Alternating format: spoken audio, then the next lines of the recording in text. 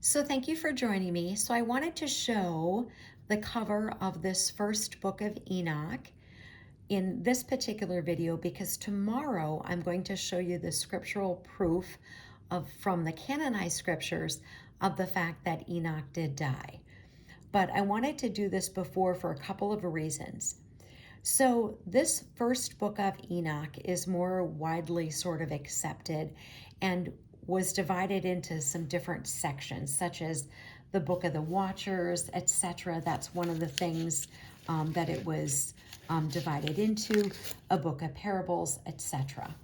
And when I went through this, there were many things in it that I could confirm with the canonized scriptures, such as places where it said God is spirit, Eve being led astray by a fallen angel, people being asleep, and other things such as the fallen angels mating with women and producing giants, etc.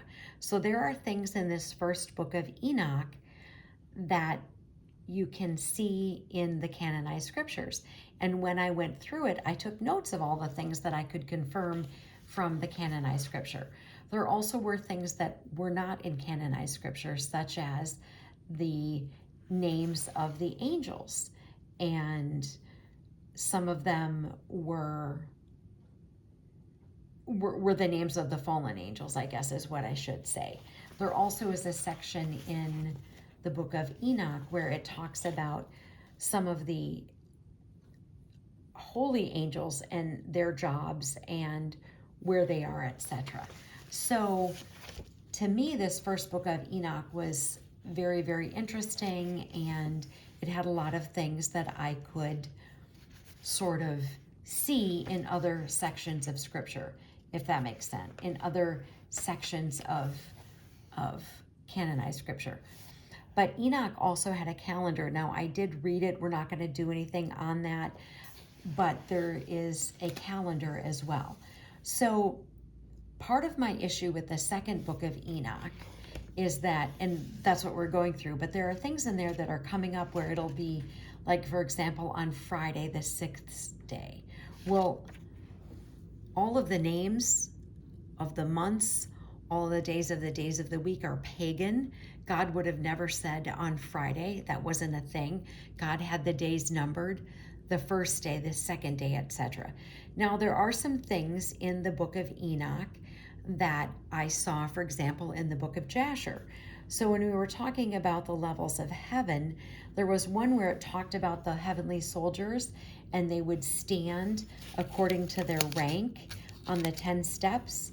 And that reminded me of the book of Jasher when we talked about that in chapter 49. If you remember that there were 70 steps to get to the king, and because that the angel had given Joseph all the languages, he was able to go up then and sit before the king.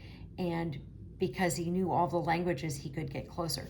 So there were things in, and I'm sure there are more to come in the book of Enoch that I can find in the book of Jasher as well. So what I wanted to do was kind of just mention that. I just thought it was worth mentioning that there are going to be some things coming up that are not things that, it's just not worded the way that God would word it. And so I just wanted to share that with all of you. So tomorrow I'm going to have for you the scriptural evidence of proving to you that Enoch did die.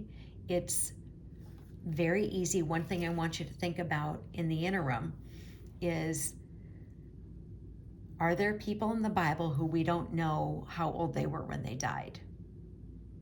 Of course. So for example, if the Bible tells us about somebody, let's say, named Samuel, but we don't know how old Samuel was when he died, does that mean that he's still alive? And the reason I'm telling you that is because it does tell us with Enoch all the days that he had. So stay tuned tomorrow. Armor up, we ride at dawn. May God bless you as always. Have a great day.